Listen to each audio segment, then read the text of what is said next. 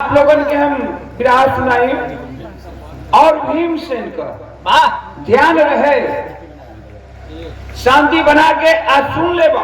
इतना महफिल में लोग हों, आंख से आंसू आवे न आवे, लेकिन इंसानियत नाम का दिल सीने में अंदर होगा, कलेजा मोम बन जाएगा, कलेजा पिघल जाएगा। असली सुनने वाला विराह आदमी बैठल हूँ, जरा साझे हल्ला हुला करे कर, जरा न्योता देवे कर आएला, न्योता देला अपन चल जाला तो गई। लेकिन असली जे बिरहा के सुनवैया बाबू बैठल हो। अब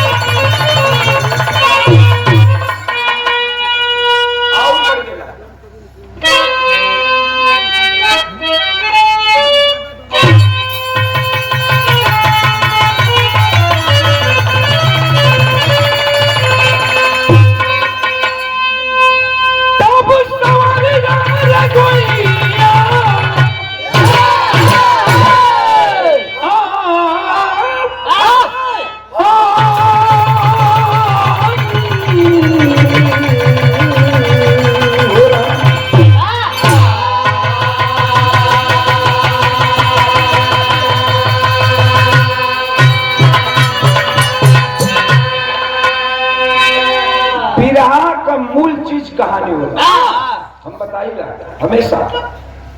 और कहानी दिमाग से हट जाइए, ओम प्रकाश यादव का बिरहा सुनल व्यर्थ हो।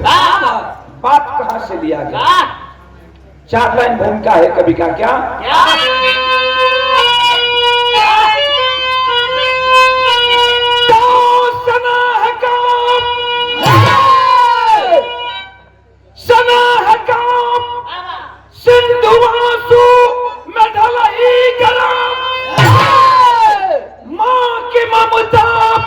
नजर से छलकने लगी,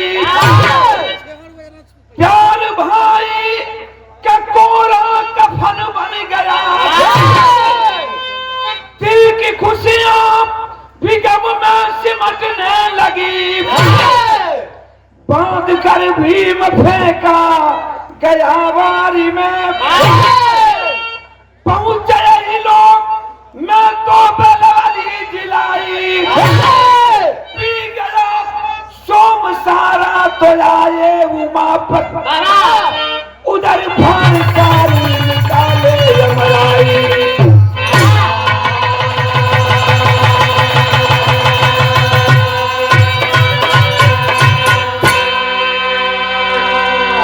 सौ भाई कौरव,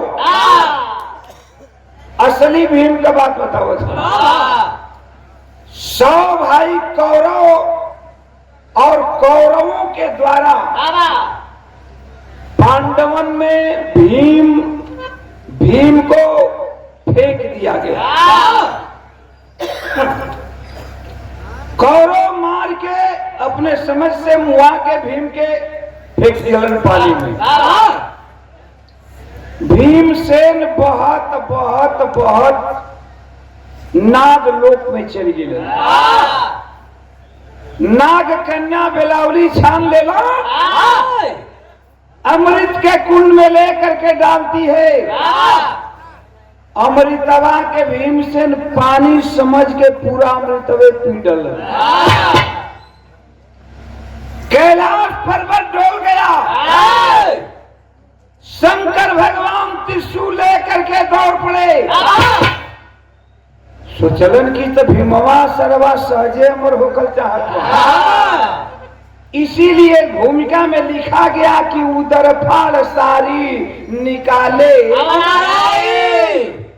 उदर फाड़ के भीम के शंकर भगवान सारा अमृतवा निकाल के कैलाश पर्वत पर चल गए। आज जब कुछ देर में भीम का होश भयल, नाग कन्या बेलावली का नजर भीम पर और भीम का नजर नाग कन्या बेलावली पर पड़ा। नयन चार भई तब मोहब्बत का शुरुआत होगा। तो कवि जी यहाँ श्रृंगार का भाव दिहलन, का दिहलन? हाँ और बढ़ के जाओ। एक लाइन बा का गजल के लाइन बा मास्टर।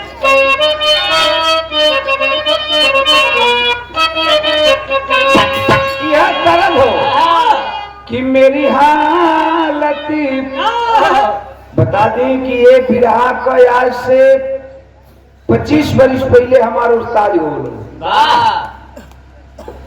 बिरहा जब हमारे उस्ताद गोलन 25 वर्ष पहले तो वो समय हम सीखत रहे आए बिरहा को हमके लिख के दे रहे वो समय में प्यार भयल प्यार भई तो कवि जी श्रृंगार का भाव दिलन कि प्यारी तरज भाव कि मेरी हालत पे दुनिया हंसे तो हंसे आपका मुस्कुराना जरूरी नहीं, लेकिन गीत से सुंदर गजल से सुंदर हमरे बिरहा का फर्ज बा। बिरहा में लिखल का गल कि प्यार के बूंद में जब मारू सलसना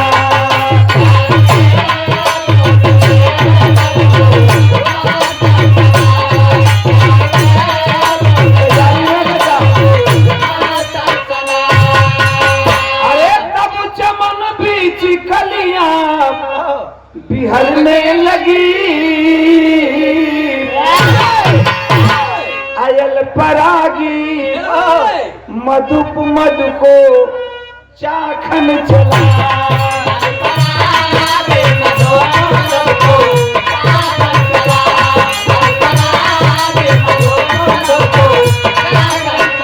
तो शर्म घूंघट में खुद ही सिमटने लगी। यहाँ से बात का शुरुआत हो गई कि अनुराग भीम के दिल में जब तूफान लेकर आया चंचल की तवन की छोरी वो बहू पास में पाया बंधे बंधन में बज के नौ दंपति नौ देवराते संसार के सुख सागर में करके विलोल हर साथे। नाग कन्या बेलावली के से भीमसेन से प्यार हो गई। आज जब प्यार भइल तो कवि जी भोजपुरी में श्रृंगार का भाव दिहलन का दिहले रहलन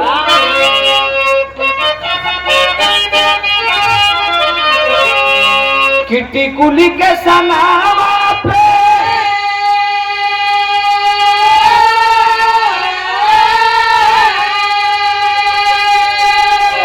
भैया चनमा बहकी गई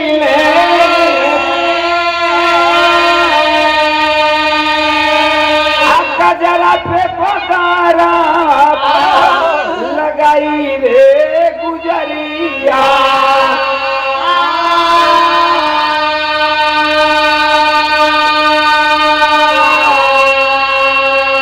अनोखे के जनरवा हई जियरवा में मारे बारा से रस दीनावा बिताई रे गुजरिया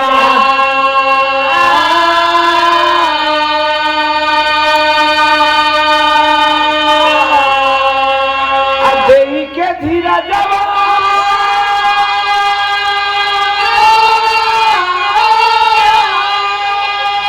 भैया भीम देवी के धीरा जवा भवनवा चलेला भीमा गोदी में ललनावा खिलाई रे गुजरिया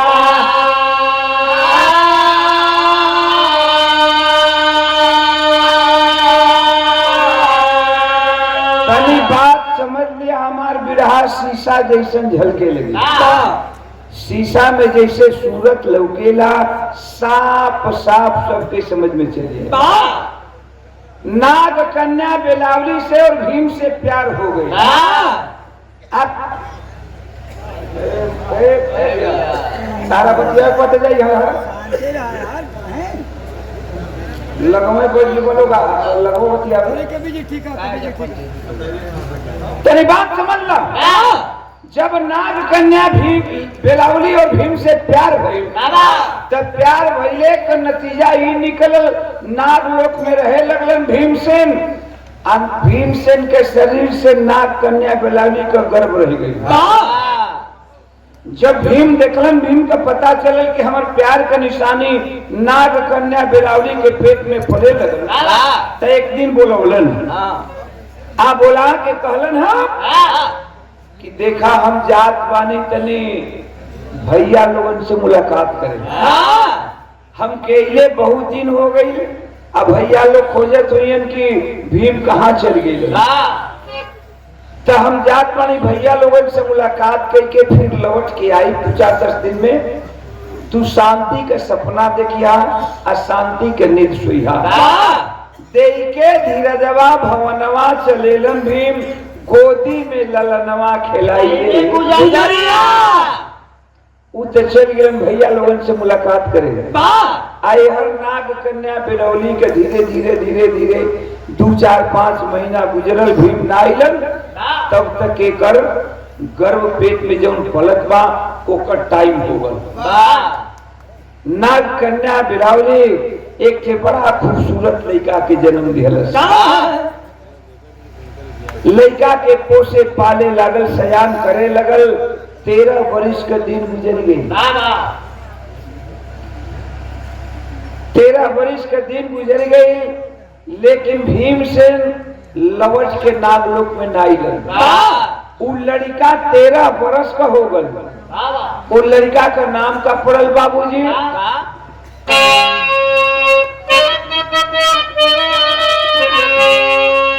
अरे नाम बुलाला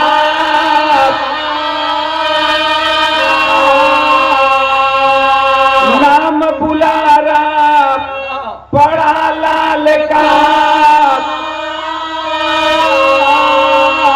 हुआ बहुत होनहार 13 वर्ष के उम्र में करता लड़कन संग खिलवा।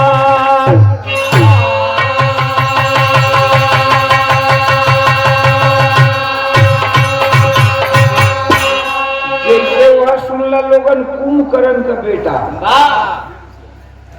कुंभकर्ण का बेटा भीम सोचलस जब सुनलस कि हमारे खानदान के पूरा भगवान मिटा दिहलन तो भगवान के मारे चले। एक बिरहा हमार सुनले होगा लोग तरुणी सेन का जवन की विभीषण का बेटा रहा।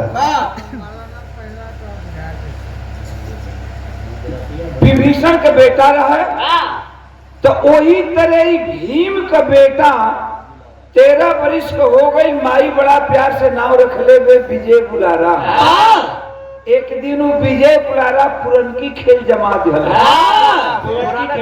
पुरनकी खेल गुली डंडा वाली आज न क्रिकेट चल गल ले चौका मार छक्का।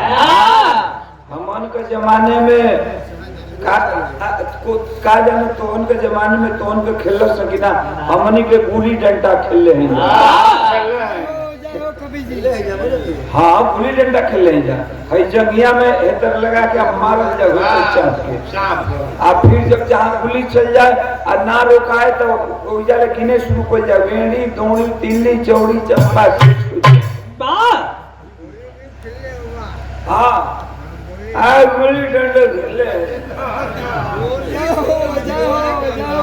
गोली तो गोली के बात करता हम बुल्ला बोली खेल रहे हैं। तू खेल ले हवा तारा पते ना बुल्ला बोली का आई हवा कावा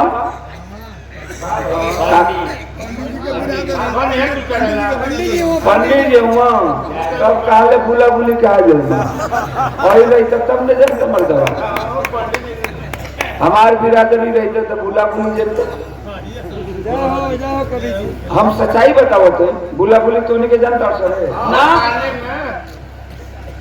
ओ हम हमार घर बोला मत हमार घर गंगा जी के एकदम किनारे पर बक्सर में जेवरा गांव का नाम हुआ किकपुरा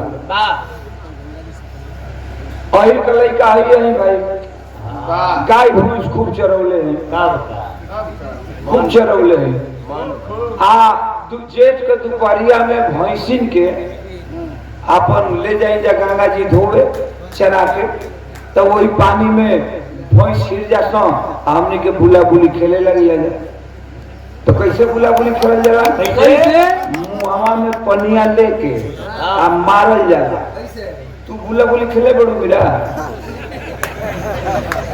तब तो थोड़ा हमारा समय चले के चाहता है सिखा देती पानी में बुला बुली अरे हम खेल रहे भाई हम बड़े तो होने अब हम उनका से बतियाते हैं तो इनका दर्द होता है पटिया में वही पटी में क्या हुआ हमारे गौ पार्टी में क्या नहीं करने अब ओने बतियाते हैं तो इनका दर्द होता ना कोकल की गैया बिया के तो बरदा के गाड़ी फटे तो वे आज ए मिश्र जी के हो गए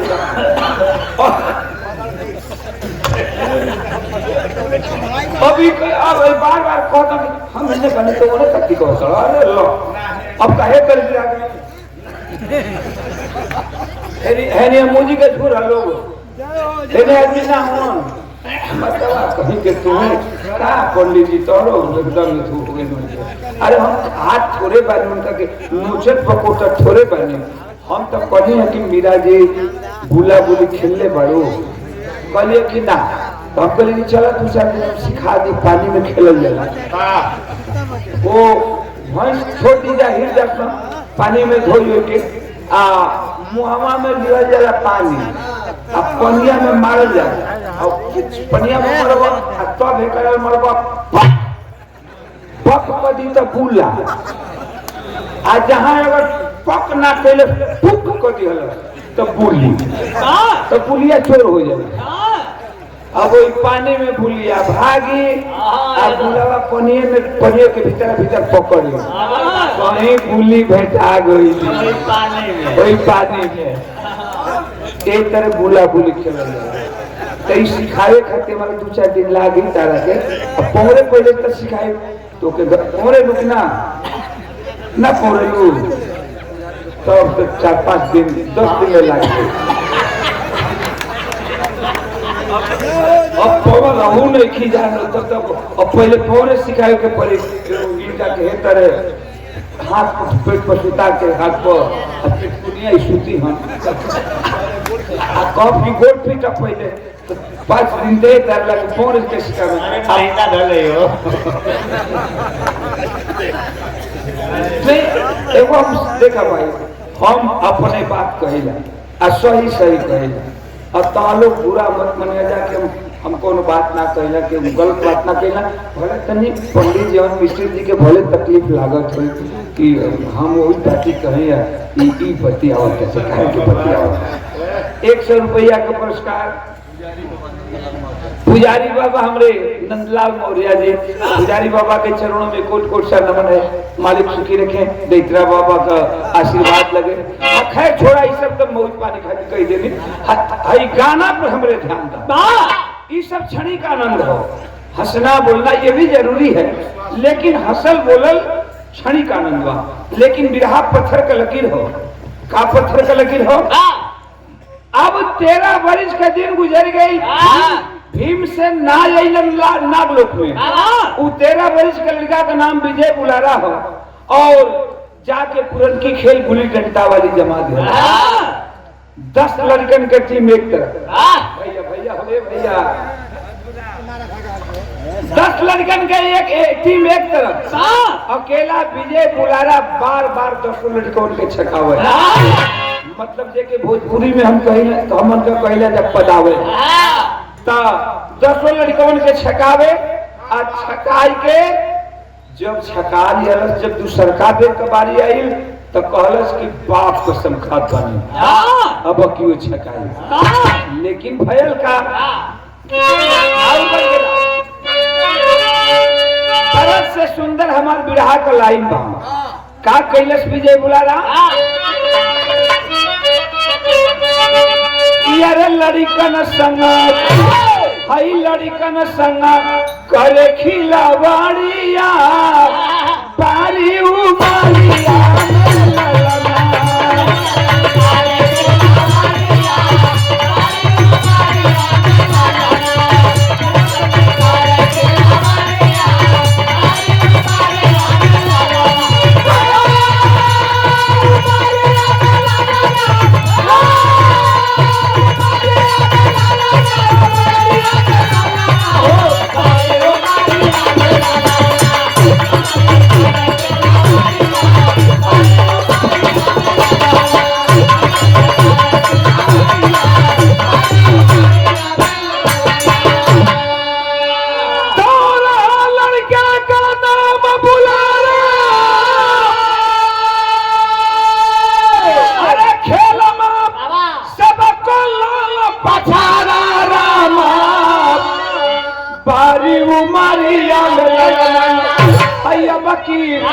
छकई बे बापकिरिया बारी उमरिया में ललना कलश की बात पर सब खाद पानी बकियो जरूर छकाई यह तो जीव के काल होगा बाप क्रिया अब की जरूर छकाई 10 लड़कवा ताना देवे लगलन आ ताना दे के कहलन का कि बाप का तारा नहीं ठिकाना अरे सीखा झूठी कसम खाना रामा पारी उमरिया में ललना भैया जियरा में अरे जियरा में लागल करिया पारी उमरिया में ललना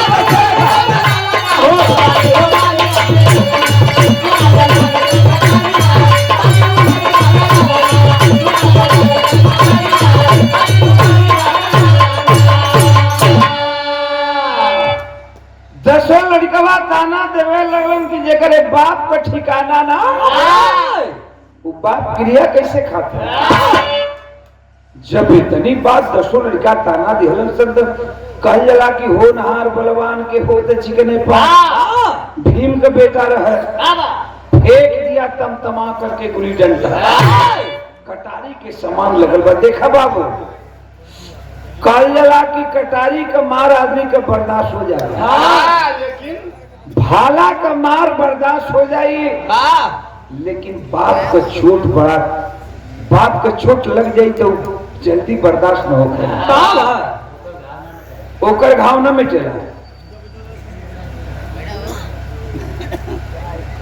तो हम लोग का जाए कहो तो चल जीता लोग बैठ के सुने के बाद तो सुना लोग वहां पंचायती काहे करत हो लोग बार बार तो हम लोग से कहते हैं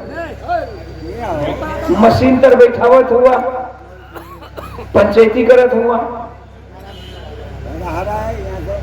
10 लड़कवा ताना दिहलन कटारी के समान लगल बा फेंक दिया तमा करके गुली डंडा रोते हुए अपने घर की ओर चला है माई दुआरिये पर बैठल बे 13 वर्ष के लड़का के रोज दिखले बे दौड़ल बे दुआरी से दौड़ के उठ के जाके विजय बुलारा के गोदी में उठा दर्ज कर के बाबू का भेजे केहू के मारल केहू कुछ कहल का छटक के गोदी में से 13 वर्ष के लड़का उतर गया दोनों आंख मलक पे आंख रोज पा कलश की माई जिंदगी में कोनो सवाल न कही आज तक इतना दिन हो गई माई तो से को कुछ बात न पूछत रहे आज एक बात पूछे थी इतनी बता दे का कहले वाले का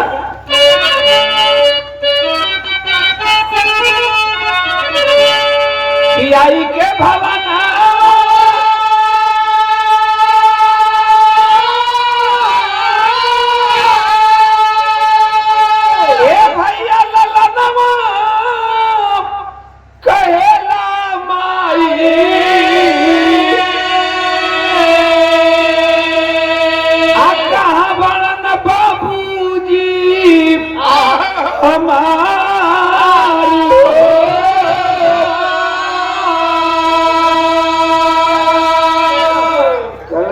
माई जिंदगी में कबो कुछ पूछली ना।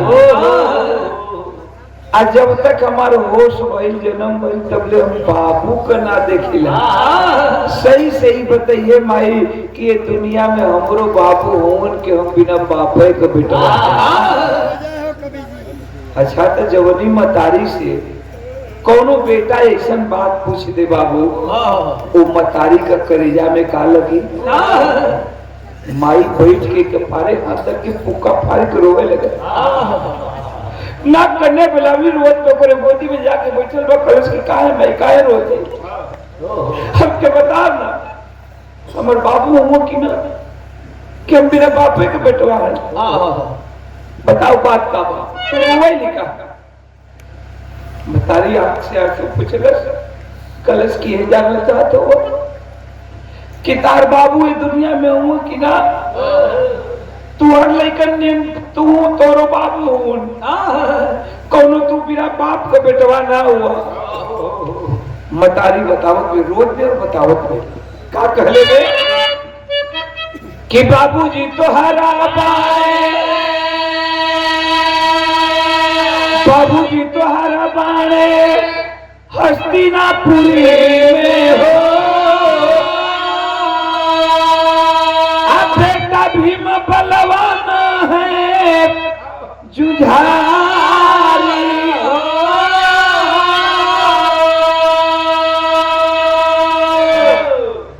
कलश की ऐसे ऐसे काहे कहले कि तो बाबू ना हो।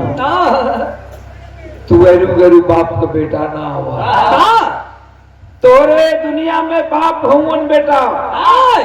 तार बाबू कोनो एरू गरू ना हुवन।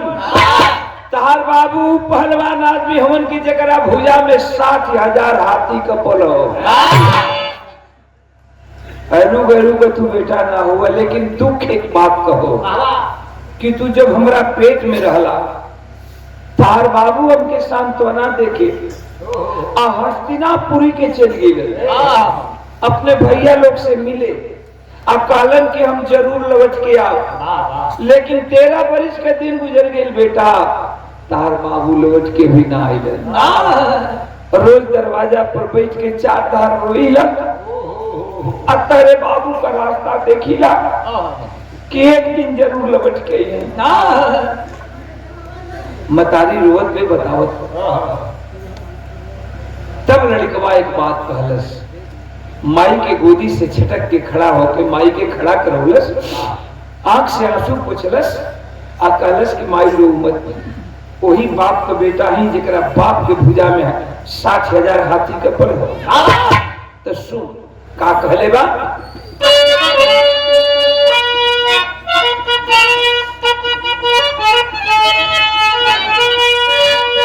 कि कहला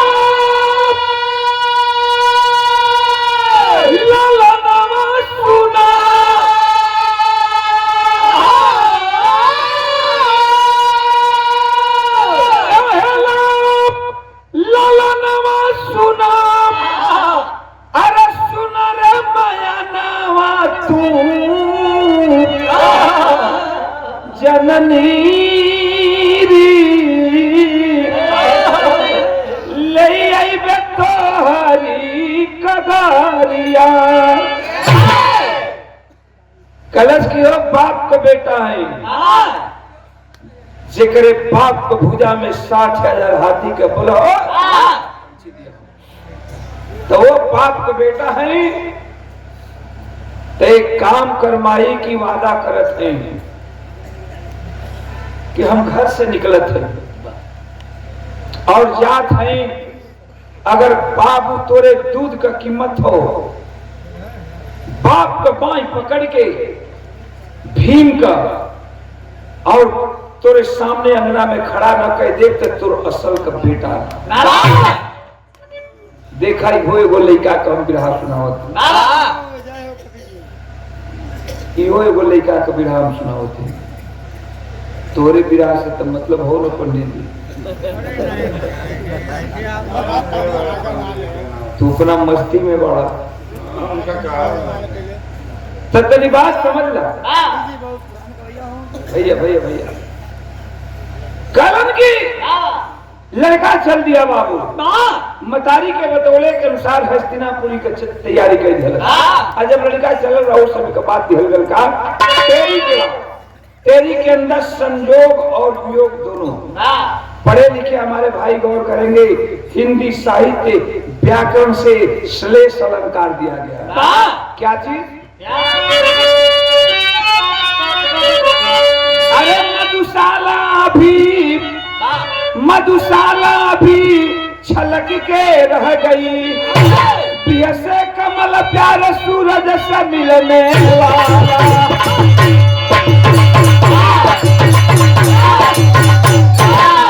लड़का चलल हो। आज जब लड़का चलल बा उस समय के भाव कवि जी लिखलन है कि हमरे उस्ताद बिरहा लिखले रहलन। उस्ताद हमरे उस्ताद के बिरहा लिखल हो, परशुराम उस्ताद का, और उहे बिरहाई हमके लिखलन।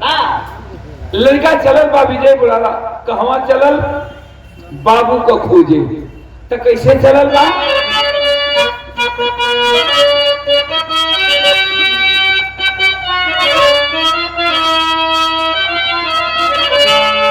दगार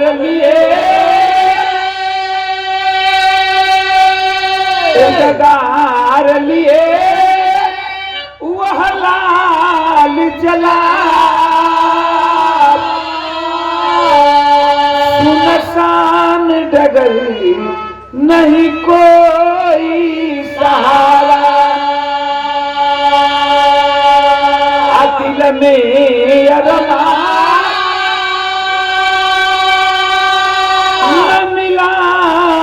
की है, हस्तिनापुर को वह लाल पधारा। पहुंच गई धीरे धीरे हस्तिनापुर के जहां माई बतौले हुए। लेकिन देखें संजोग, हस्तिनापुर का राजा उस समय दुर्योधन था।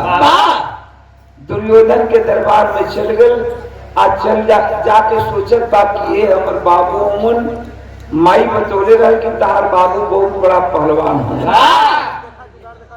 आ बाबू अगर पहलवान ना रहतन तो ऐसा नालिशान महल में राज कैसे करते? जाके दुर्योधन के भीम समझ के उनकर दोनों पैर चुमत बा। आ कहले का बा बतावत बा कि दरबार में पुकार कहे,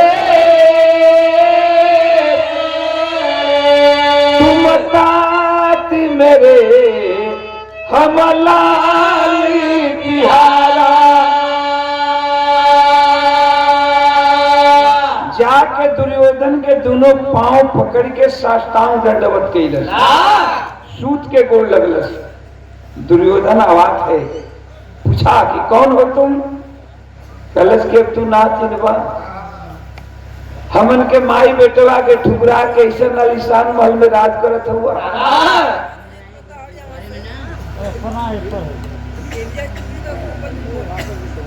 आ तू ना चिन्हवा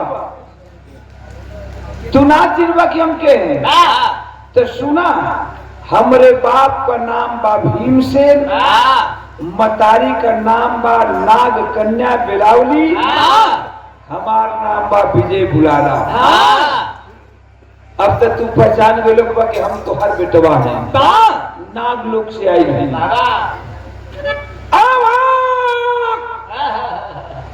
दुर्योधन अवाक है, सोच रहा है कि अरे ये पांडवन का लड़का छठवां दुश्मन तैयार हो गई, एक ही मरवाना जरूरी हो, नहीं अगर बच जाएगा तो छठवां दुश्मन तैयार हो जाएगा।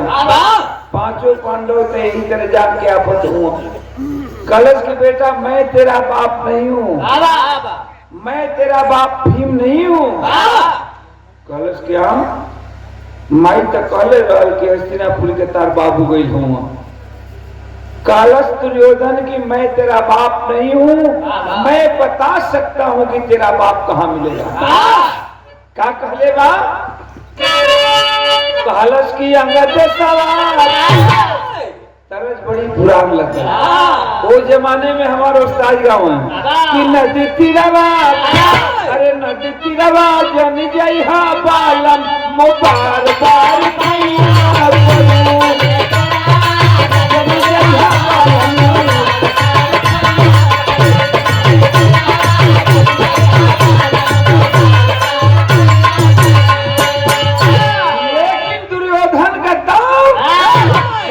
कर दिया 13 वर्ष के विजय बुलारा के साथ। कहा कि अंगद सवार, अरे अंगद सवार चली जाई बा बेटा मिलना हो।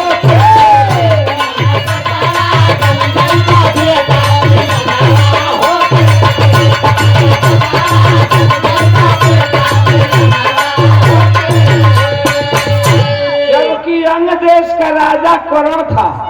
करण के दरबार में 2 घंटा टंगल बा, एक लोहे का घंटा और एक पीतल का घंटा। जो कोई लोहे का घंटा बजाता था दरबार में, जो कोई लोहे का घंटा बजाता था दरबार में जाकर के,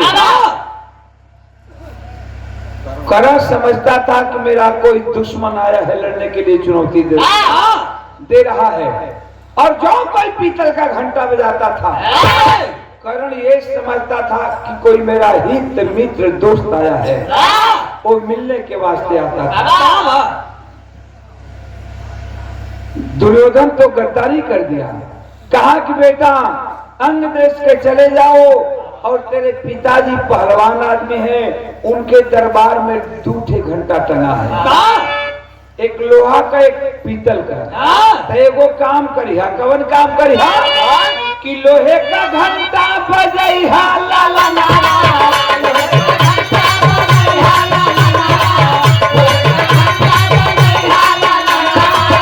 अरे लोहे का घंटा बजैहा ला ला नवा, तब समनवा, अरे समनवा चली जाई बापे।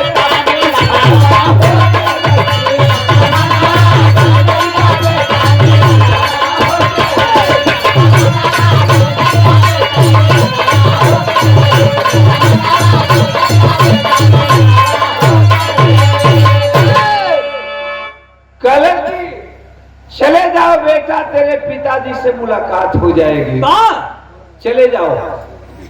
अब तब बेचारा लड़का 13 वर्ष के विजय बुलारा मायूस हो गल, चेहरा उदास हो गल, लेकिन करेगा। राजमहल से दुर्योधन के निकलल बा, अयंग देश की ओर चल ले बा, लेकिन दुर्योधन पीछे से दुशासन को भी लगा दिया। कहा कि जाकर के देखो दुशासन, लड़का बचता तो नहीं है, लड़के को बचने मत देना, नहीं तो 6वां दुश्मन तैयार हो जाएगा, किसी तरह से मरवा देना, नहीं तो 6ठा दुश्मन पांडवों का बेटा ये तैयार होगा। पीछे से दुशासन भी लग गल, अंग देश की ओर चलल बा। अंग देश में जाके करण के दरबार में घुसल बा, सोचत बा कि ओ माई ठीक बात कहत कि तार बाबू पहलवान हुन बेटा, भुजा में 60,000 हाथी का बलबा, हमार बाबू पहलवान ना रहतन तालिशान महल में राज करतन ऐसन। ए भैया जाय के ओ दुर्योधन के बतौले के अनुसार करण के दरबार में जाय के लोहे के घंटा तड़ातड़ बजावे लगे। जब लोहे के घंटा के आवाज करण के करण में गई, उस समय के बाद मिलल का बढ़ गया कि अरे घंटा घंटा बजावे लाल हंस के दरबार।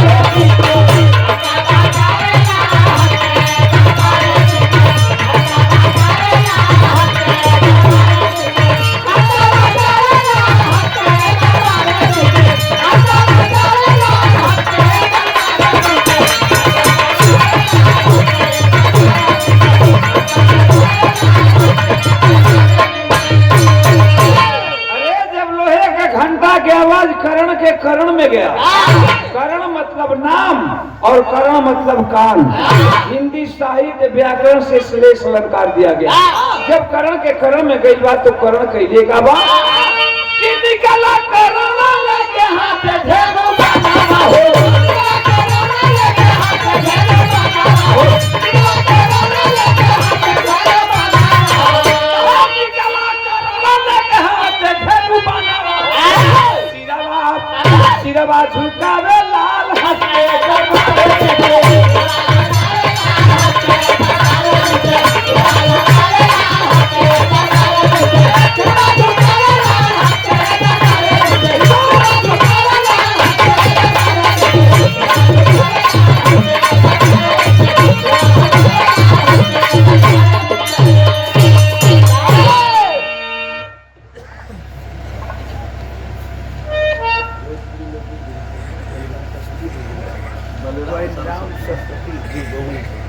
ए सुंदर पुष्पहार रुपया के पुरस्कार लोकगीत विरहा गायक बलराम सरस्वती बबुरी से भाई के धन्यवाद मालिक सुखी रखे। और 200 रुपए का पुरस्कार भोला यादव गोगहरा से भैया के बहुत बहुत प्रणाम मालिक सुखी रखे। ये 100 रुपए का पुरस्कार आजादी भैया मड़ईपुर से बहुत बहुत प्रणाम आप लोगों के मालिक सुखी रखें, कमाई में बरकत हो, हमारी शुभकामना है। तनी हमरे गाना के भाव स्थल पर गौर करी हम, गाना मेन पॉइंट पर हो, जाके करण के दरबार में लोहे का घंटा लगल बजावे, मुंगरा उठा के जब तड़ा लगल बजावे, करण के कान में आवाज गल कलश के रे कौन दुश्मन आया है, कौन लड़ने के लिए चुनौती देने लगा। धनुष बाण उठाया है और धनुष बाण उठा करके सामने आता है। जब लड़का के सामने आई तो सोचत बा लड़का गिल्ला माई वो तो बोलस कि तार बाबू पहलवान होवन, तो पहलवान के निशानी धनुष बाण लेके आवत होवन, इनके हम इससे मिले नहीं तो धनुष बाण से जनाता हमको मरी है। लड़का दौड़ के जाके करण के दोनों पैर पकड़ लिया, साष्टांग दंडोत करत बा, पैर चुमत बा, बाबू समझ के, भीम समझ के। करण आवाज है, करण आवाज है, सोच रहा है करण की रे ये लड़का तो लड़ने के लिए चुनौती दिया और जब मैं लड़ने के वास्ते आया तो मेरा दोनों पैर पकड़कर चूम रहा है, बात क्या है। तब करण बोलल बा, का कहले बा,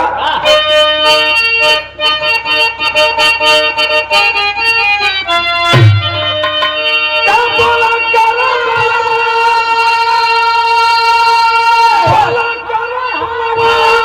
तब बुलावा से बखान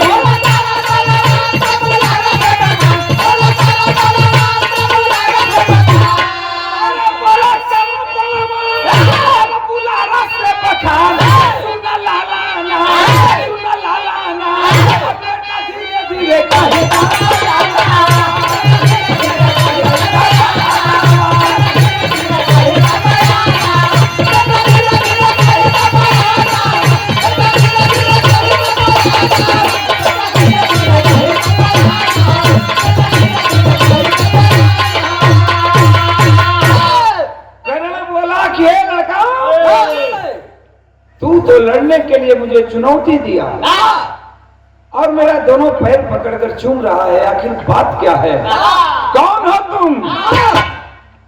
लड़कवा कलश खड़ा हो कि अब तू ना चिन्हवा,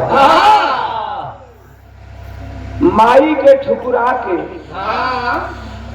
13 बरिस के दिन हो गई, कब वो याद आवे ले माई, वो तो जानत बाकी हमर बाप भीमसेन हूँ। कलश की सुना, जब तू ही जानल चाहत हुआ कि हम के हैं तो हम बतावत हैं, पता तो होके चल जाए कि हम तो हर बेटा हैं। का कहले बा,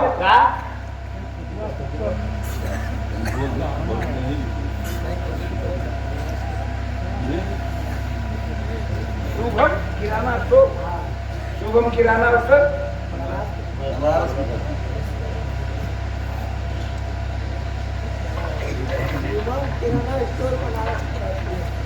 शुभम किराना स्टोर बनारस के धरती से प्रोप्राइटर मनोज गुप्ता भाई के धन्यवाद है, हमरो से कम लोग को जोड़ कर चौथा पाना के लिए देखो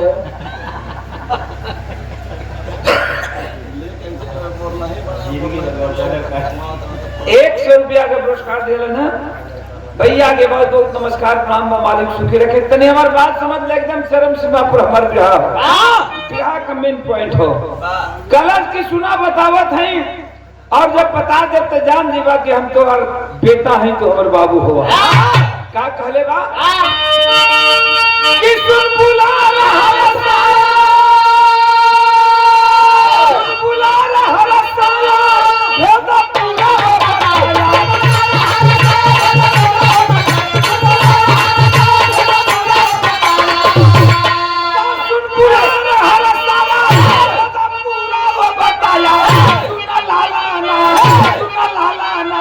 बोला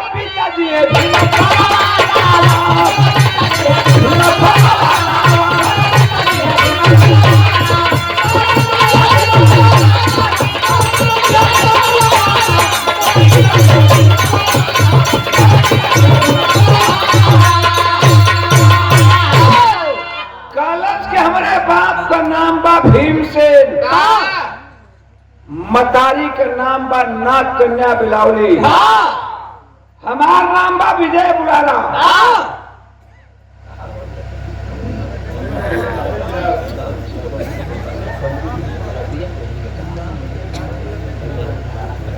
हमार नाम बा विजय बुलारा। कलश करण क्यों? तू भीम का बेटवा हुए बाबू? कलश के हाँ भीम का बेटा है।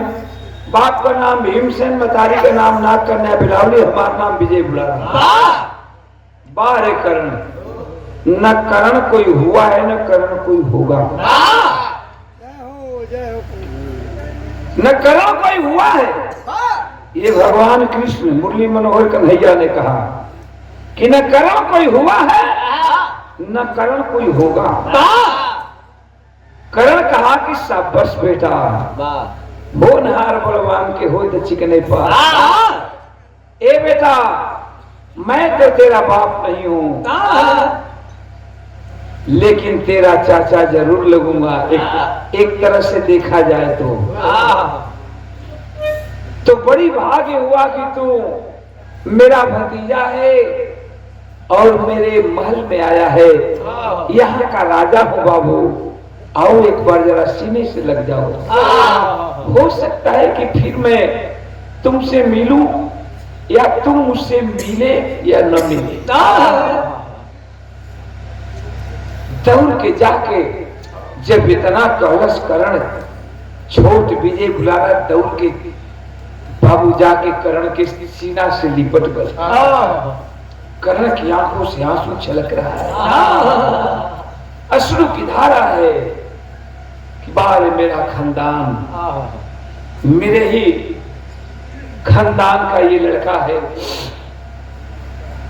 करण अश्रु की धारा है। करण कलश की बेटा आज चाचा को उद्गार भतीजा पुरमुड़न।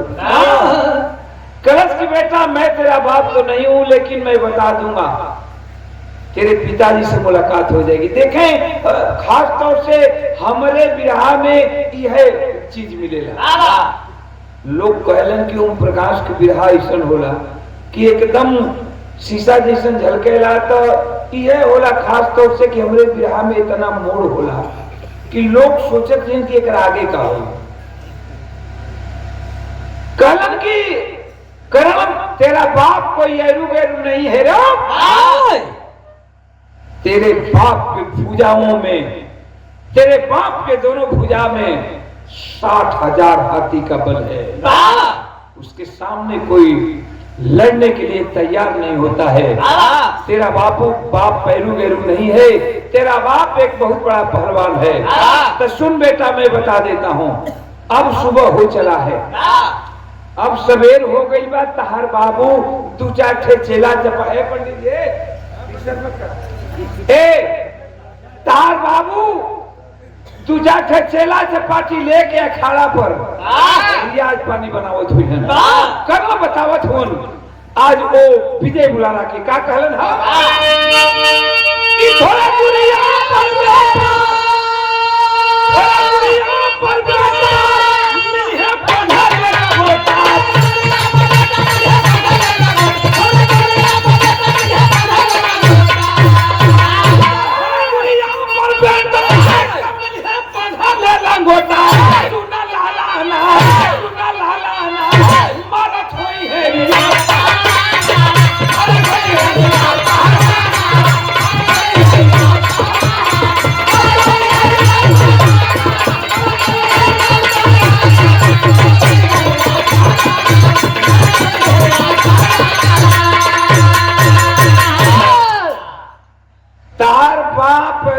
आदमी ना हो, सवेर हो गलबा, 2-4 ठे चेला चपाटी लेके रियाज पानी बनाओ। चल जा, सवेर के बेला में भेंट हो जाए। अब तो लड़का का जा 13 बरस की उम्र बा, लड़का फिर मायूस हो। लेकिन कर्ण के बतौले के अनुसार कर्ण के पांव छोले और चल दिया अखाड़े की ओर। आज जब अखाड़ा की ओर चलल हो, पिछवा से दुर्योधन दुशासन के लगौले बा कि लड़का बचे न पावे। लड़का बच जाई तो पांडवन के बेटा छठवां दुश्मन तैयार हो जाए। लेकिन लड़का जब अखाड़े की ओर चले तब पीछे से दुशासन भी चल लो। कैसे बाबू का भेल हमरे विराह का अंतिम कड़ीबा, लेकिन मेन निचोड़ हो विराह का और बढ़ के जा दिया और बढ़ जा।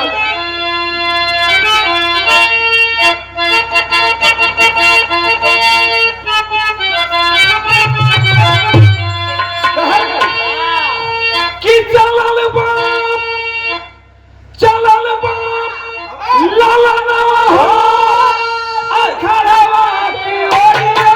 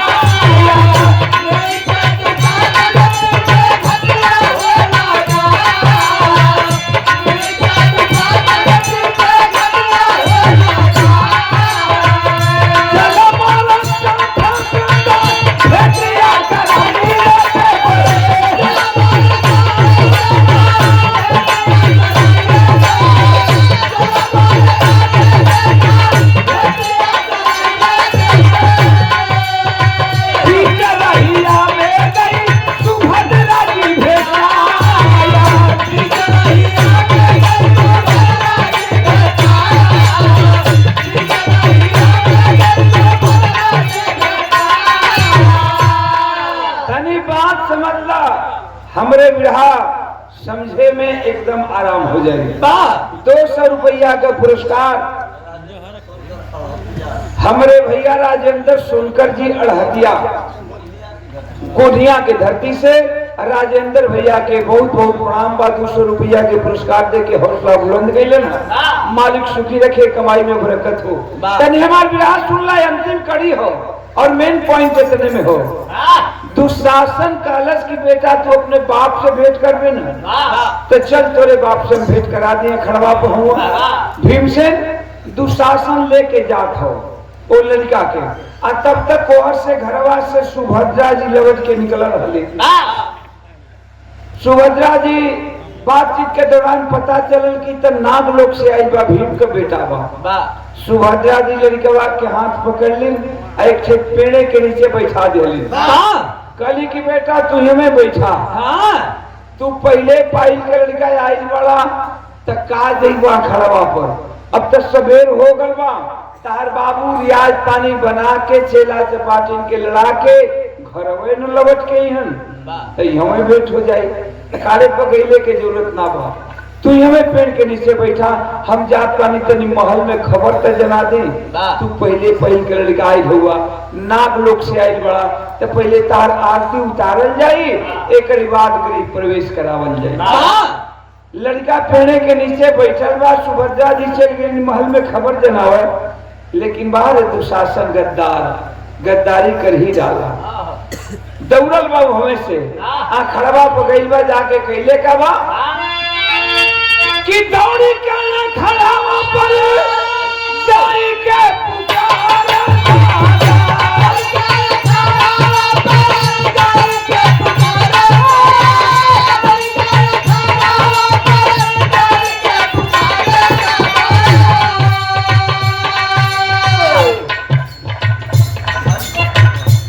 अखाड़े की ओर गई बा, दौड़ल बा खड़ा पर, आज जाके भीम से एक बात कहले बा।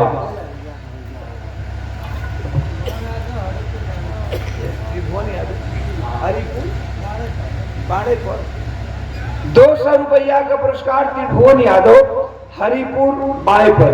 भैया के बहुत बहुत प्रणाम, मालिक सुखी रखे। सब भैया लोगन के नमस्कार प्रणाम। तनी बात समझ ले, बिरहा मेन पॉइंट पर हो। अभी दुशासन गई बा कैले का बा कि दौड़ी के खड़ावा पर जाई के पुकारे।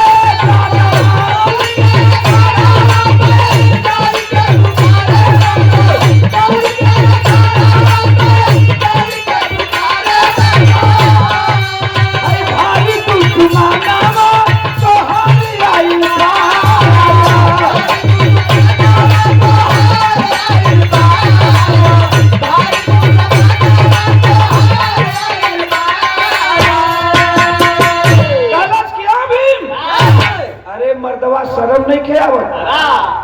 भर पानी में डूब के मर जा। भीम कहलन की का भइल रे? कहलस दुशासन कहलस की एक और दुश्मन आके ललकारत बा, कहत बा कि भीमवा मिल जाई तो ओकर कोकड़ऊ डुकवा झाड़ दे, छठी का दूध याद करा दे। आ तो के लाज नहीं खे लगे? यहाँ तू लइकन के चेला के लेके रियाज पानी बनावत पड़ा। अरे बाप रे बाप, भीम से सुनलन बिना तेल का पकौड़ी हो गई। सोचे लगलन कि सरवा आज तक कोनो दुश्मन लड़े खातिर तैयार ना होत रहे, ई कवन दुश्मन आ गल? दौड़लन है, कैलन है का सदर अल्लाह कि दौड़ी के ना काला पर जाए के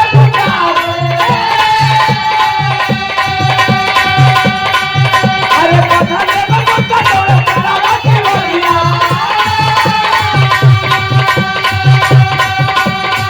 भैया पता ले बता दौड़ काला के बोलिया अरे तकी के ना ना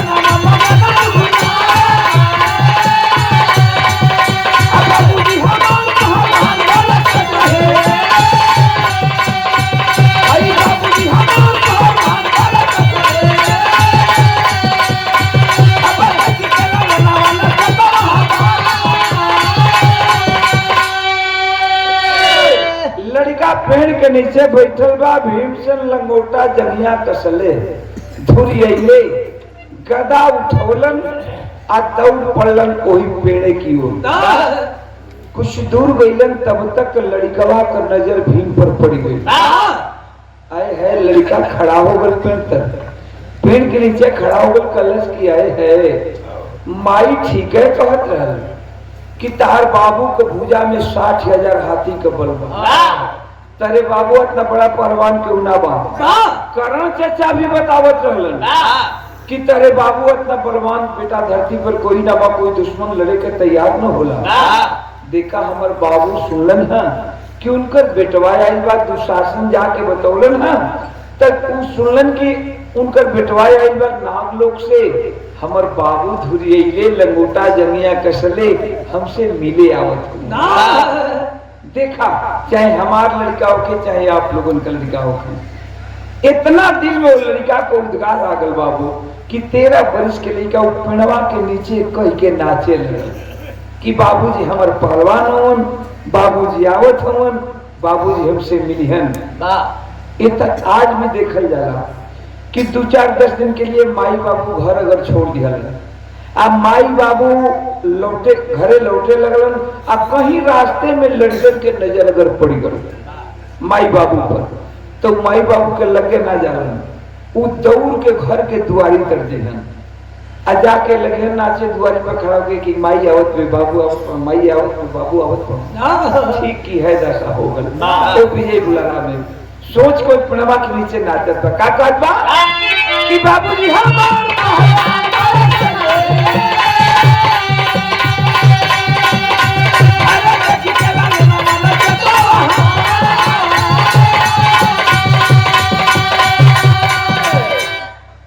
लड़का सोचत बा, सोच के नाचत बा। आई अवर भीमसेन का नजर पड़ल लड़का पर, भक दे इनकर दिमागवा उलट गल। पहलवान आदमी कह जला कि पहलवान को बुद्धि ठेवना में होला,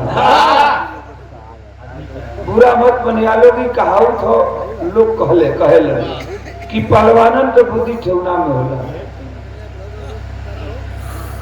का भर का हो का खोजे लगला? ए टोपी का खोजत हुआ? कुछ बुलाई ना ए भैया। अब भक्त भीम का दिमागवे बदल गए। आज जब लड़का के नाचत फेड़े के नीचे देखलन, कहलन कि अरे का सोचे लगलन कि अवसर चला भीम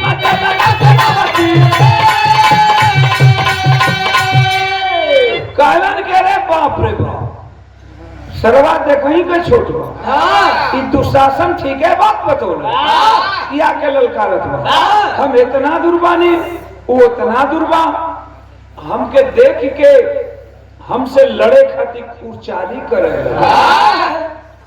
दिमाग बदल गए।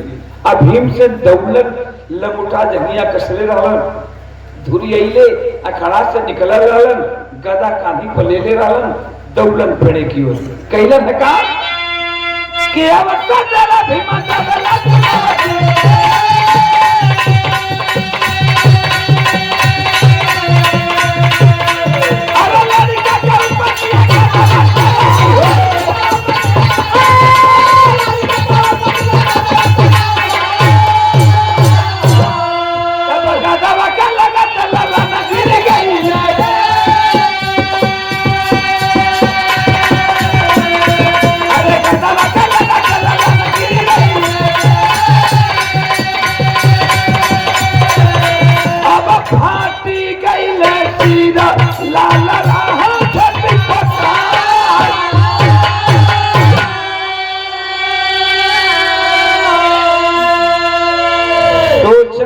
विचरलन भीम अन कुछ पूछत हो लड़का उद्गार में नाचत बा गदा उठोलन आश्चर्याय के गदा मरलन लड़का के कपारे पर।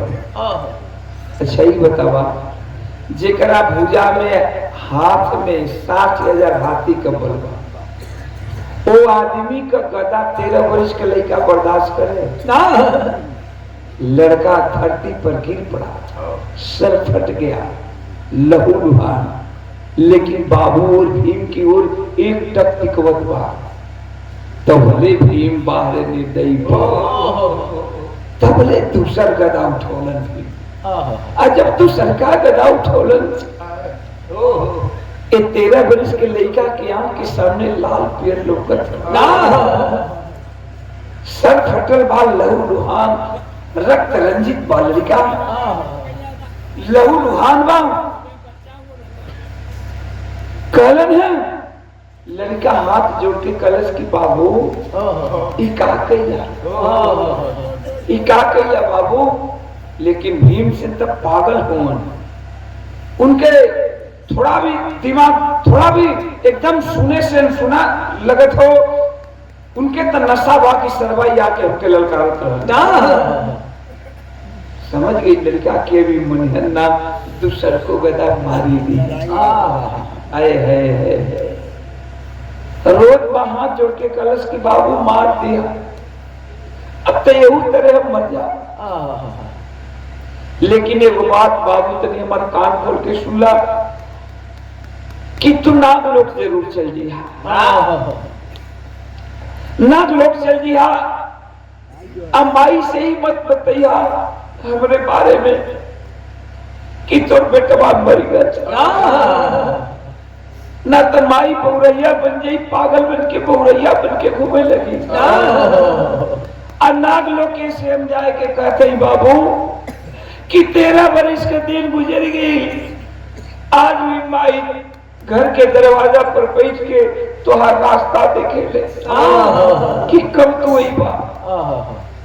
ते काम कह दिया बाबू कि नागलोक के चल जिया, हमारी सही मत बतैया कि तोर लइका है दुनिया में ना बा।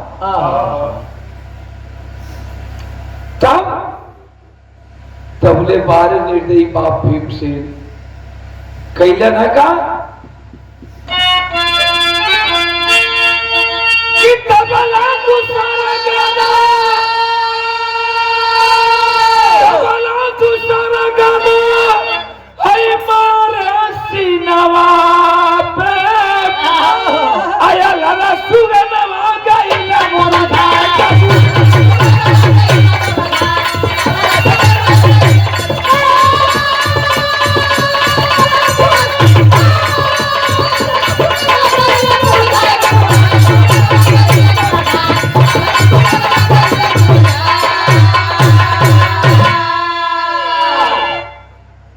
तब तक भीमसेन आए रे निर्दयी बाप दूसरी गदा उठा लिए, आज दूसरा गदा उठा के चलौलन।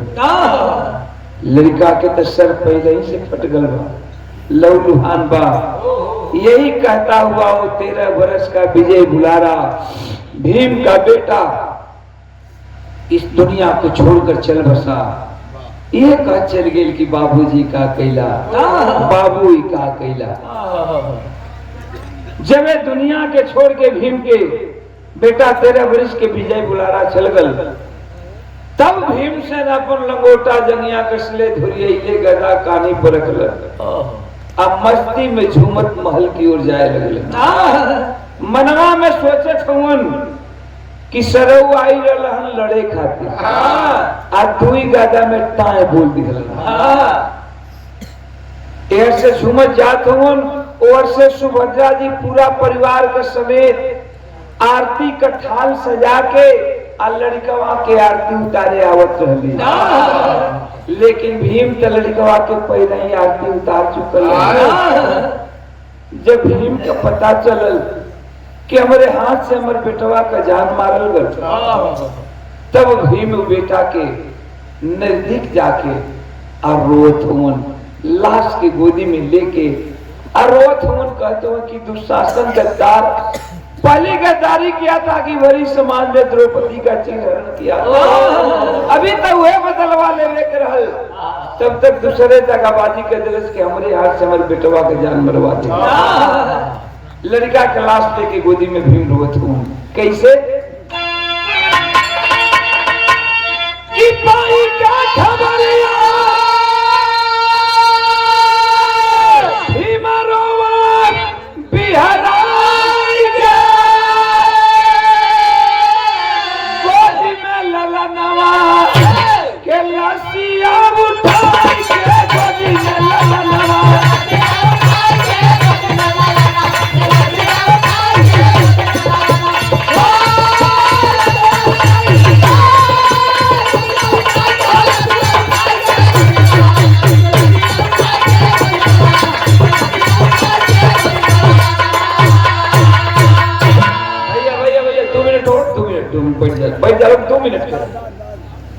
आज भीम का बीतल बात याद होता कि द्रौपदी का साड़ी वाली खटकेला बतिया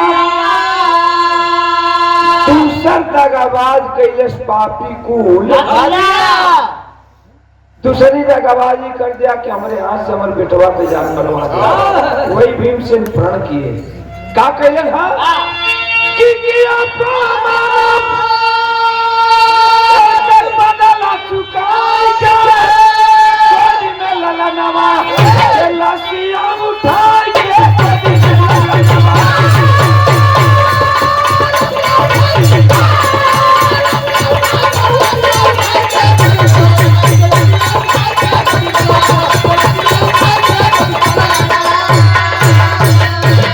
वही जब महाभारत का युद्ध छिड़ा है बाबू, दुशासन के पहला गदा जंघा पर मरले रहलन भीमसेन, और दूसरा गदा सर पर चलोले रहलन। आपन वादा पूरा कैलन, भीम के महाभारत में मार के। बाबा गाना ठीक लगल है, ई कांड से कम बा, कांड से कहलन लोग कांड गावे कहते कांड से कम बा, तो कहले का मतलब हमारो कि कोनो गाना खराब न होखेला। कांड आजकल के तो कांड हुए होत बाकी एगो लड़की के संगे 4 गो लड़का बलात्कार कर दियल, हो गल कांड। ता गाना के अंतिम लाइन में कवि जी लिखलन है का जय जयकार गुरु स्वामी जी के ओम प्रकाश फुलवारी, कथन करे कवि परशुराम जी अनुज की तैयारी। अरे मधुशाला भी जल के रह गई, परशु ओम प्रकाश से ब्रह्म ऐसा होला, मधुशाला भी जल के रह गई। हमारा